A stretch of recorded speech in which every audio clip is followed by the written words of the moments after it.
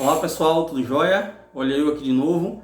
Agora o pessoal do 7º ano do Carrossel e todos os alunos que se dão à vontade de analisar esse material, claro. Pessoal em quarentena, peço a vocês aí cuidado redobrado, atenção com os idosos dentro de casa, certo? É hora que a gente está preocupado com todo mundo e todo mundo se cuidando, beleza? Vamos lá? O tema de hoje é renascimento, pessoal. Tema muito bom, muito bacana, muito suave de se estudar, beleza? E aí a gente vai analisar algumas coisas. Primeiro, a gente vai pensar o seguinte: o renascimento faz parte de um momento de transição, é o final da Idade Média, gente. Então, existe ali o crescimento da burguesia, famílias que ficaram muito ricas nas cidades italianas, como Gênova, Veneza e Florença. Essas famílias burguesas, devido à sua atividade comercial e monetária, né, os banqueiros se tornaram grandes, acumularam grandes fortunas, e a gente vai perceber a centralização, nesse momento, a centralização do poder nas mãos do que a gente chama monarquia absolutista, né? Os monarcas acabaram acumulando muito poder e se aproximando aí da burguesia. Beleza? Então esse é o contexto gerador para a gente perceber a importância do contexto para a formação dessa identidade burguesa. Por que eu falo isso? A burguesia era uma classe social excluída do processo feudal, entende? Lá no finalzinho da Idade Média, você percebeu que houve uma série de acontecimentos que fragilizava a relação entre senhor e servo. Peste negra, a gente vai perceber o crescimento demográfico, as pessoas precisavam sair dos feudos, a relação de trabalho começava a ficar fragilizada. Por outro lado, o crescimento das vilas, das cidades, o fortalecimento da atividade comercial e uma nova forma de ganhar a vida começava a aparecer, a atividade burguesa. E aí, essa burguesia, ela não tinha respaldo no período, respaldo ideológico. Ela ia a questão da igreja, que favorecia o senhor feudal. A igreja conseguia compreender a relação senhor-servo. Mas quem era a burguesia nesse momento? Então, percebemos aí uma dificuldade da burguesia se colocar na sociedade. Então, essa burguesia, meio que ela vai criar uma identidade para ela, né? Ela vai fomentar nesse movimento aí uma busca de uma identidade. E aí é o ponto-chave. Essa identidade ela precisava ser historicamente explicada. Então eles vão resgatar, vão negar, interessante, a negação da Idade Média e a valorização do passado greco-romano. Atenção, lá agora é hora de atenção redobrada. Gente, a Itália foi o local máter do Império Romano. Lembra? Península Itálica? Exato. Os vestígios da civilização romana remontam na memória ali, né, o Coliseu, as estátuas, as ruas, as vielas, lembravam um passado gigantesco de domínio e crescimento para os italianos. Então o que acontece? A ideia de renascer, florescer, né? Resgatar o passado heróico, o passado grandioso. E aí a gente vai perceber o nome, né? Renascimento. Vem exatamente daí. Então, pessoal, a palavra renascimento tem a ver com o resgate, a tentativa de resgate da cultura greco-romana e a negação do contexto feudal. Outra coisa importante é lembrar que esse conceito renascimento, ele veio carregado de preconceitos. Como eles estavam negando a Idade Média, tudo que foi produzido na Idade Média foi considerado de uma produção ligada somente à fé, à tradição e até o nome, né? Idade das Trevas, né? Ou a negação completa de que aquela cultura teria sido uma cultura importante. Então, vale a pena a gente bater aí. Bom, falando de renascimento, vocês vão observar que o termo humanismo é muito utilizado. Por quê? O que é o humanismo, né? A gente pode perceber que a ideia, eu vou citar para vocês um fragmento de Mirandola em relação ao pensamento humanista, tá? O filósofo italiano Pico del Mirandola, em seu discurso sobre a dignidade do homem, trata da essência do pensamento humanista. Vamos lá.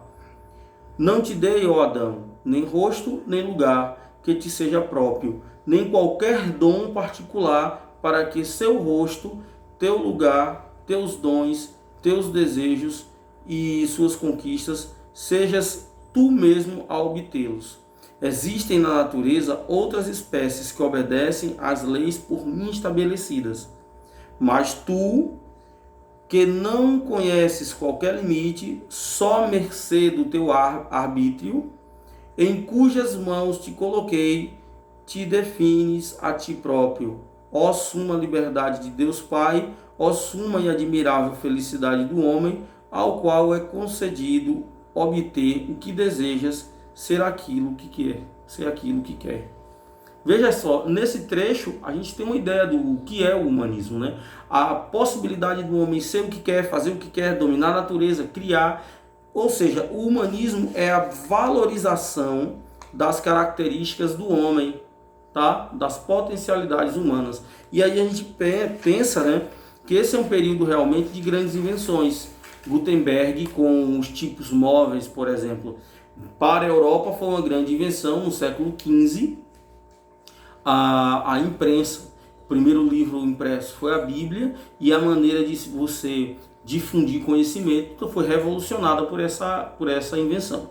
Mas aqui cabe lembrar que lá na China, os chineses aí, lá no século XI, os caras já usavam a parada e já difundiam conhecimento impresso na China, e foi aperfeiçoado na Coreia. Por que eu estou dizendo isso? Para a gente não ter aquela ideia linear de que primeiro surgiu em um lugar e de lá se espalhou. É muito bom a gente perceber outros olhares, beleza?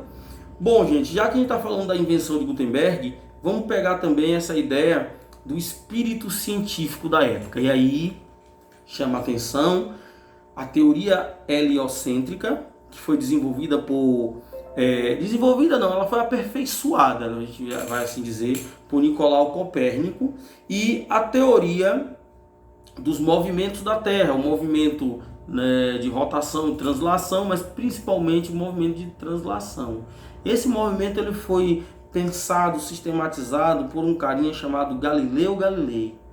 Então a teoria do movimento da Terra em torno do Sol, a teoria de que a Terra não era mais o centro, a teoria geocêntrica foi abandonada, a teoria de que o Sol era o centro e que os astros orbitavam em torno dele, parte aí de dois carinhas muito bom da gente, né, lembrar deles. Sempre a gente vai estar falando desse movimento científico no Renascimento e lembrar Nicolau Copérnico e Galileu Galilei.